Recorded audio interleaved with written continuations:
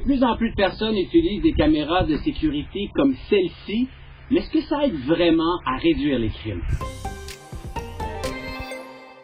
Ces caméras sont de plus en plus abordables et disponibles. Elles permettent vraiment d'avoir des yeux tout le tour de la tête, de savoir ce qui se passe en tout temps autour de notre maison et peut-être même de prendre sur le fait un voleur.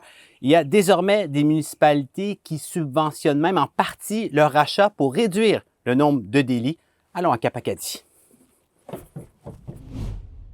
C'est vraiment pour bénéficier aux résidents qui veulent soit se sentir un petit peu plus en sécurité, soit que, tu sais, ils n'ont pas vraiment les moyens. Si, disons, la caméra, c'est 200 $, mais au moins avoir le programme avec nous autres qui peut fournir les 100 $ de plus. C'est important de comprendre que c'est une région qui a été touchée par une vague d'incendies, dont plusieurs criminels. Je me retrouve d'ailleurs devant ce qui reste du restaurant du quai de la Boiteau.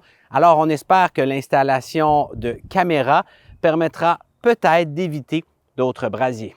On sait que oui, il y a eu des feux qui s'est produits à Capelé, mais aussi dans la région de communauté rurale Beaubassin-Est, anciennement, qu'il y a aussi des vols dans certains dépanneurs ou à des maisons. Ça fait que c'est pour ça que nous autres, c'est une des parties qu'on a mis en place pour assurer la protection civile de tous nos résidents. On voit particulièrement ces caméras dans les endroits où les vols sont fréquents, surtout dans les centres-villes, dans les grandes villes, mais on l'a vu pas uniquement. Les corps policiers les apprécient parce que ça leur fournit de l'information très importante.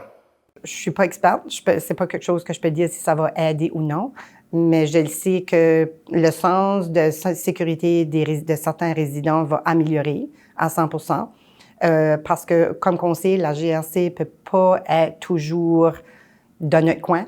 Alors, s'auto-aider comme résident, c'est ça qu'il faut faire. Puis en conclusion, la décision d'installer ou pas une caméra de sécurité sur notre propriété, c'est quand même pas une décision que l'on doit prendre à la légère. Il y a des enjeux de vie privée que l'on doit quand même respecter.